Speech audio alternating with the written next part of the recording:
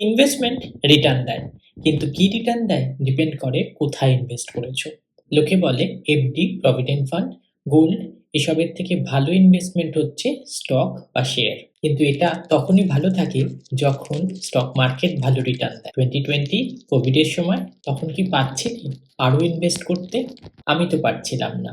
তাই ভালো রিটার্ন আর stock market এই দুটোতেই সব ইনভেস্ট করা, এটা তো আমার রুলস না। কত ইনভেস্ট করব? 100 মাইনাস এজ রুল। তোমার এজ 30, তার মানে 100 মাইনাস 30, 70% ইকুইটিতে ইনভেস্ট করব। আমার এজ 40, 60% ইনভেস্ট ইকুইটিতে।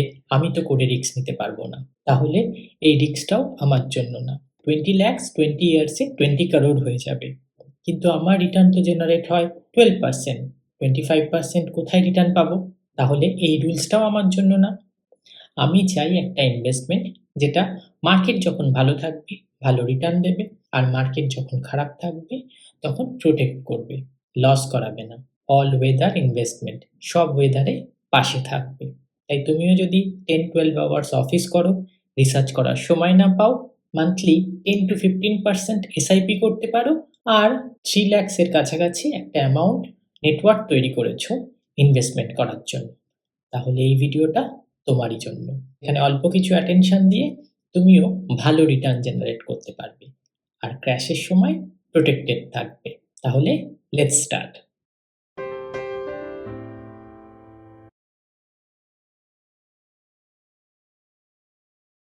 হাই, আমি অনিরুদ্ধ, আর তোমরা দেখছো লুক্সাস cash and clarity Bangla finance channel. আমাদের একটা পোর্টফোলিও লাগবে, সেটা মার্কেট যখন ভালো চলবে, মানে 12-13% রিটার্ন দেবে, তখন আমরা সেই রিটার্নটা পাবো। কিন্তু যখন মার্কেট খুব খারাপ চলবে, প্রায় 30-40% ডাউন থাকবে, আমরা হয়তো 3-4% ডাউন হব। এটা সম্ভব নাকি? সম্ভব। নাম শুনেছো মিস্টার রে ডালিওর, ওয়ার্ল্ডের one of the finest investor, যিনি ম্যানেজ করেন ওয়ার্ল্ডের লার্জেস্ট হেজ ফান্ড। তার অ্যালোকেশন থেকে ইন্সপায়ার হয়েই আমার এই ভিডিওটা। মিস্টার রে ডালিওর কাছ থেকে ডিরেক্ট তোমার পোর্টফোলিওর জন্য অ্যাডভাইস পেতে তোমার মিনিমাম ইনভেস্টমেন্ট লাগবে 1 crore নয়, 2 crore নয়, 10 crore নয়, 800 crore, 800 কোটি টাকা মিনিমাম ইনভেস্টমেন্ট। আমার কাছে তো 800 কোটি টাকা নেই, তাই তার বই থেকে ইন্সপায়ার হয়ে তোমাদের সাথে শেয়ার করছি তার অ্যাসেট অ্যালোকেশন প্রিন্সিপালটা। কিন্তু তার এই পোর্টফোলিও অ্যাডভাইসটা অনেকটা বেশি ওয়েস্টার্ন কান্ট্রির জন্য, স্পেশালি ইউএস। কিন্তু ইন্ডিয়াতে আমাদের interest rate different, inflation different, RBI rules different, ইনভেস্টমেন্টের যে অপশনসগুলো আর ইনভেস্টমেন্টের রিটার্ন, এই সমস্ত কিছুই অনেকটা আলাদা। তাই ঠিক যেভাবে আমরা চাইনিজ নুডলসকে তাতে সস আর অন্য সমস্ত কিছু দিয়ে কলকাতার দেশি নুডলস বানিয়ে নিই, ঠিক সেই রকমভাবে মিস্টার রে ডালিওর কনসেপ্ট থেকে ইন্সপায়ার হয়ে এটাকে আমার তোমার উপযোগী বানিয়ে নিয়েছি এই ভিডিওতে। তাহলে দেখা যাক আমাদের সেই অ্যালোকেশনটা কি হতে চলেছে। এখানে আমরা দুটো ক্যাটাগরির পোর্টফোলিও ডিসকাস করব। প্রথমে টাইপ 1। টাইপ 1-এ কনসিডার করে নেওয়া হয়েছে তোমার এজ 25 থেকে 35, আর তোমার কাছে নেটওয়ার্থ আছে 3 লাখ থেকে শুরু করে 30 lakhs-এর মধ্যে, আর কোনো রিয়েল এস্টেট বা নিজের ফ্ল্যাট বা বাড়ি এখনো তুমি কেনোনি।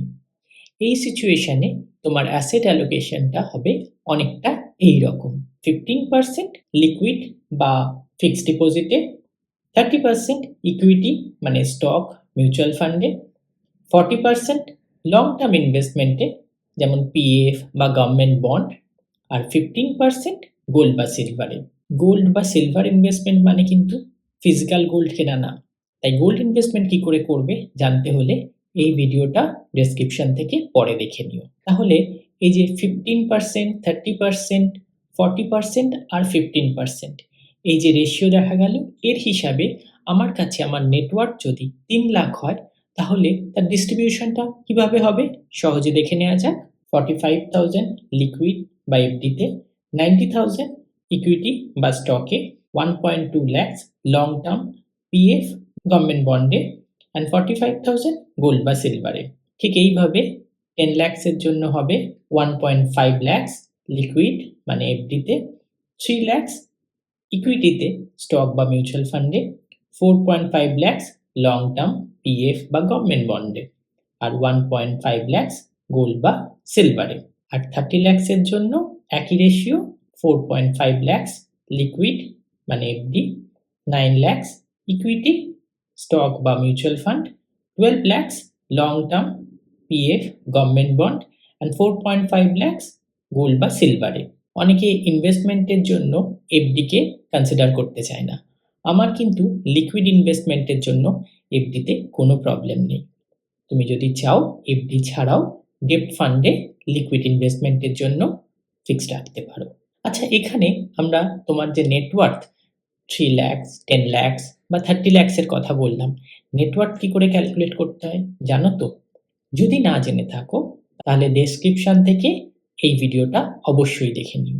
আর এখানে যে 15%, 30%, 40% দিয়ে অ্যামাউন্ট ক্যালকুলেট করলাম, এটা কিভাবে ক্যালকুলেট হয় সেটা জানো তো?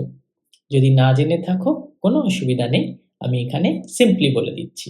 তো তুমি ক্যালকুলেটারে 3 lakhs লিখবে, তার সাথে মাল্টিপ্লাই করে নেবে 15%, আর দেখবে তুমি পেয়ে যাচ্ছ 45,000। ঠিক সেই রকমভাবে 3 lakhs-এর সাথে মাল্টিপ্লাই করে নেবে 30%, পেয়ে যাবে 90,000। আর লাস্টলি 3 lakhs-এর সঙ্গে মাল্টিপ্লাই করে নেবে 40%, পেয়ে যাবে 1.5 lakhs। এইভাবে তোমার নেটওয়ার্থ বা তোমার সেভিংস যেটাই হোক, যেটা তুমি ইনভেস্টমেন্ট করতে চাইছো, তাকে এই একই রেশিওগুলোকে দিয়ে মাল্টিপ্লাই করলে সহজেই তোমার অ্যালোকেটেড অ্যামাউন্ট কত হওয়া উচিত সেটা কিন্তু পেয়ে যাবে। এবার আমরা আসছি টাইপ 2 ক্যাটাগরিতে, যেখানে আমরা কনসিডার করেছি তোমার এজ 35 থেকে 50, আর তোমার কাছে যে নেটওয়ার্থ বা সেভিংস আছে সেটা 30 lakhs থেকে শুরু করে 50 lakhs-এর মধ্যে। আর এই নেটওয়ার্থের মধ্যে তোমার ফ্ল্যাট বা বাড়ির ডাউন পেমেন্ট ইনক্লুডেড আছে। তাহলে এবার আমরা দেখে নেব সেখানে পার্সেন্টেজটা ঠিক কীরকম হওয়া উচিত। এখানে আগের মতোই 15% থাকবে লিকুইড, যেটা এফডিতে রাখা হবে, 30% ইকুইটিতে স্টক বা মিউচুয়াল ফান্ডে ইনভেস্ট হবে, এটাও সেম আছে। লং টার্ম ইনভেস্টমেন্ট যেটা আগের বারে 40% ছিল সেটা হয়ে দাঁড়াবে 20%, আর বাকি 20% তোমার ইনভেস্ট হবে রিয়েল এস্টেটে ডাউন পেমেন্ট দিতে, আর 15% ঠিক আগের মতোই রয়ে যাবে গোল্ড বা সিলভারে। এবার আমরা দেখে নেব এই পার্সেন্টেজ নিয়ে তোমার নেটওয়ার্থ বা ইনভেস্টমেন্ট যদি 30 lakhs হয় তাহলে কীরকম অ্যামাউন্ট আসতে পারে, আর ঠিক একই রকমভাবে 50 lakhs-এর জন্য কতটা অ্যামাউন্ট অ্যালোকেট করা উচিত। নেটওয়ার্থ যদি 30 lakhs হয়, 4.5 lakhs লিকুইড বা FD investment, 9 lakhs equity stock বা mutual fund investment, 6 lakhs long term PF বা গভর্নমেন্ট বন্ড, 6 lakhs রিয়েল এস্টেটের ডাউন পেমেন্ট, 4.5 lakhs গোল্ড বা সিলভার। আর 50 lakhs হলে অ্যামাউন্টগুলো কিরমভাবে চেঞ্জ হয়ে যাবে, 7.5 lakhs লিকুইড মানে এফডি, 15 lakhs ইকুইটি স্টক বা mutual fund, 10 lakhs long term PF বা government bond, 10 lakhs real estate down payment, 7.5 lakhs gold বা সিলভার। অনেকে হয়তো বলতে পারে যে 6 lakhs বা 10 lakhs সাফিসিয়েন্ট হবে কি রিয়েল এস্টেট ইনভেস্টমেন্টের ডাউন পেমেন্টের জন্য? সেক্ষেত্রে আমি বলবো সেটা ডিপেন্ড করে কতটা তোমার স্যালারি আর ইএমআই কতটা হচ্ছে। রিয়েল এস্টেট ইনভেস্টমেন্ট করতে হলে ডেসক্রিপশন থেকে এই ভিডিওটা অবশ্যই দেখে নিও। তোমার যখন ইনভেস্টমেন্ট 50 lakhs, তার 15% গোল্ড বা সিলভারে ইনভেস্ট করতে গিয়ে দেখা যাবে 7.5 lakhs হচ্ছে। এখানে তুমি 50 lakhs-এর 15% না করে 10% গোল্ড বা সিলভারে ইনভেস্ট করতে পারো, আর বাকি 5% যে কোনো রিস্ক টেকিং ইনভেস্টমেন্টের জন্য তুলে রাখতে পারো। এখানে একটা ডিসক্লেমার, যেমন তোমরা জানো আমি ফাইন্যান্স প্রফেশনাল বা সেবি রেজিস্টার ইনভেস্টর নই। আমি আমার ইনভেস্টমেন্টগুলো করতে যা কিছু শিখি সেগুলো তোমাদের সাথে শেয়ার করি। তাই নিজের ইনভেস্টমেন্ট নিয়ে ডিসিশন নেওয়ার আগে ফাইন্যান্স প্রফেশনালের সঙ্গে অবশ্যই কনসাল্ট করো। আর সেকেন্ডলি আমি থ্যাঙ্কস দিতে চাই টনি রবিন্সকে, যিনি তার এই বই মানি মাস্টার দ্য গেম আমাদের মতো প্রচুর মানুষকে ইন্সপায়ার করে। আর তার সাথে সাথে মিস্টার রে ডালিওকে, যিনি তার এই ইনভেস্টমেন্ট স্কিল আর এক্সপিরিয়েন্স আমাদের সাথে শেয়ার করেছেন অল সিজন ইনভেস্টমেন্টের মধ্যে দিয়ে। ইনভেস্টমেন্ট নিয়ে আরও ভিডিও দেখতে চাইলে এই চ্যানেলটাকে সাবস্ক্রাইব করে নিও। আর এই ভিডিওটা ভালো লাগলে লাইক, কমেন্ট, শেয়ার করতে একদম ভুলো না। See you soon.